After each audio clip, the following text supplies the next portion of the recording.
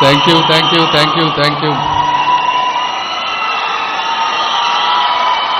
This is not a political speech. This is a polished speech. So please calm down. Honorable Chief Minister, respected Shri Nara Chandrababu Naidu Garu, the transformative leader who made Hyderabad a pulsating IT hub and laid the foundation for the Telugu tech, a wave that swept the entire world.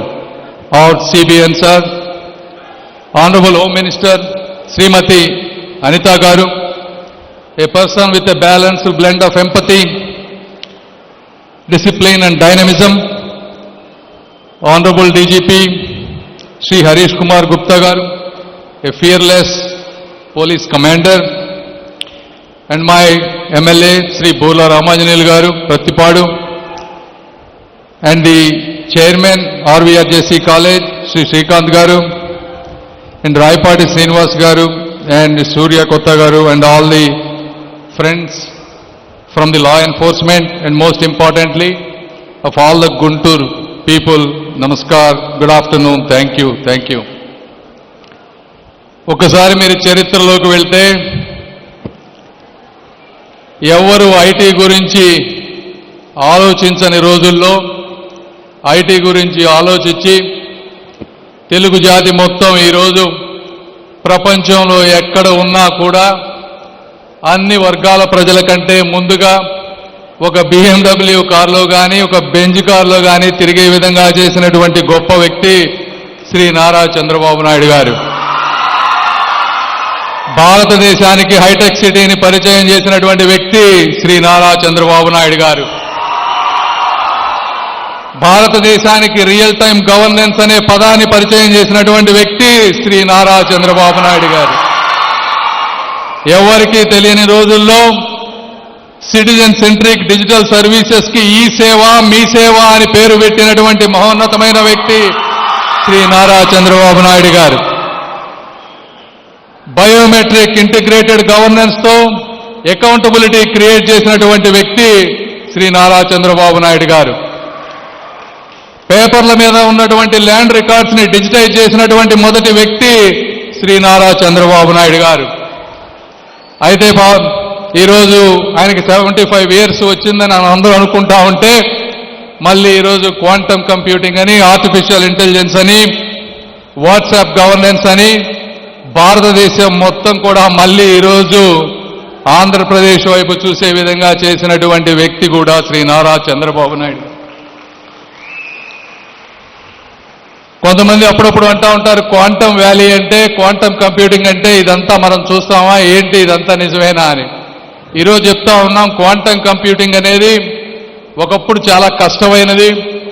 ఈరోజు Google, Amazon, Microsoft అందరూ quantum కంప్యూటింగ్లో ఉన్నటువంటి కష్టమైన వాటన్నిటికీ కూడా solutions కనుక్కున్నారు.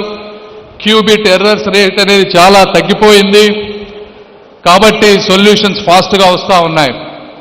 రెండోది quantum computing చాలా expensive అయినప్పటికీ కూడా సాఫ్ట్వేర్ యాజ్ ఏ సర్వీస్ ఎలా ఉందో క్వాంటమ్ యాజ్ ఏ సర్వీస్ ఈ రోజు దాదాపు 4 లక్షల మంది బిజినెస్ ఓనర్స్ కానీ ఎంటర్ప్రైజెస్ కానీ ఎక్కడో ఉన్న క్వాంటమ్ కంప్యూటర్స్ ద్వారా సర్వీసెస్ పొందుతూ ఉన్నారు, ఎక్స్పెరిమెంట్ చేస్తూ ఉన్నారు. సో క్వాంటమ్ కంప్యూటింగ్ అనేది అతి త్వరలో జరగబోయేటువంటి రియాలిటీ. అయితే అది ఒక 2-3 సంవత్సరాల్లో రాబోవచ్చు. కానీ ఆ రోజు ఆలోచిస్తే దాన్ని విజనరీ అనరు, ఈ రోజు ఆలోచించే వాళ్ళని విజనరీ అంటారు. ఆ విధంగా ముందుకు వెళ్తున్నటువంటి వ్యక్తి శ్రీ నారా చంద్రబాబు నాయుడు గారు. నిత్య నూతన విద్యార్థి అని మీ అందరికీ నేను తెలియజేసుకుంటా ఉన్నా. అదేవిధంగా ఈరోజు కార్యక్రమం చూసుకుంటే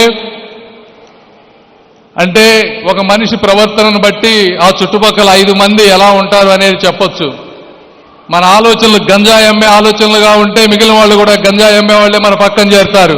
మన ఆలోచనలు ఆర్టిఫిషియల్ ఇంటెలిజెన్స్ విధానంగా ఉంటే పోలీసులు కూడా ఆర్టిఫిషియల్ ఇంటెలిజెన్స్ గురించి ఆలోచించే విధంగా తయారవడానికి ఈరోజు ఈ స్టేజే మీకు నిదర్శనం అని మీ అందరికీ నేను తెలియజేస్తా ఉన్నా. ఎక్కడా లేని విధంగా, భారతదేశంలో ఎక్కడా లేని విధంగా కేవలం ఆంధ్రప్రదేశ్లో ఈరోజు పోలీసు వారందరూ కలిసి ఈ ఆర్టిఫిషియల్ ఇంటెలిజెన్స్ గురించి ఆలోచించి సమాజంలో జరుగుతున్నటువంటి స్కామ్స్ కానీ ఇంకోటి అన్నిటికీ కూడా సొల్యూషన్స్ రాసే విధంగా దాదాపు 160 మంది దగ్గరికి తీసుకొచ్చి అందులో 60 మంది బెస్ట్ కంపెనీస్ని ఐడెంటిఫై చేసి సొల్యూషన్స్ వీరే చెప్పారు. ఎందుకంటే ఒక్కొక్కసారి ఐటీ వాళ్ళు చేస్తే అది సొల్యూషన్స్ రావు. ఎందుకు రావంటే వాళ్ళకి ప్రాక్టికల్గా గ్రౌండ్ మీద జరిగేటువంటి రియాలిటీస్ తెలియవు. ఇది యూనిక్ హ్యాకథాన్ ఎందుకు అంటే పోలీసు వాళ్ళు సొల్యూషన్స్ ఇచ్చి వారందరినీ ఒక దగ్గరికి తీసుకొచ్చి 36 గంటలు ఇక్కడ కూర్చోబెట్టి ఈ సొల్యూషన్ అన్ని చేసే విధంగా ఒక ప్రాక్టికల్గా అంటే silicon valley innovation street solution గా వచ్చే విధంగా చేసినటువంటి ఆంధ్రప్రదేశ్ పోలీస్ వ్యవస్థ సభ్యులందరికీ అదేవిధంగా దాంట్లో పార్టిసిపేట్ చేసినటువంటి ఆర్వీఆర్ జేసీ కాలేజీకి సంబంధించినటువంటి నిర్వాహకులకు అదేవిధంగా దేశ విదేశాల్లో వచ్చినటువంటి ఏఐ నిపుణులకు అందరికీ కూడా నేను మనస్ఫూర్తిగా కృతజ్ఞతలు తెలుపుతా ఉన్నాను. ఎప్పుడు ఇండియా అంటే టాలెంట్ ఉంది మాత్రమే అంటారు. ఈరోజు ఈ కార్యక్రమం ద్వారా ముఖ్యంగా పోలీసు వారి ద్వారా ఇండియాకి ఒక ఇంటెంట్ కూడా ఉంది అని తెలియజేసినందుకు మీ అందరికీ మనస్ఫూర్తిగా ధన్యవాదాలు తెలుపుకుంటూ మీ అపూర్వ స్వాగతానికి అవకాశం ఇచ్చిన మీ అందరికీ కూడా మనస్ఫూర్తిగా కృతజ్ఞతలు తెలుపుకుంటూ సెలవు తీసుకుంటున్నాను. జై హింద్.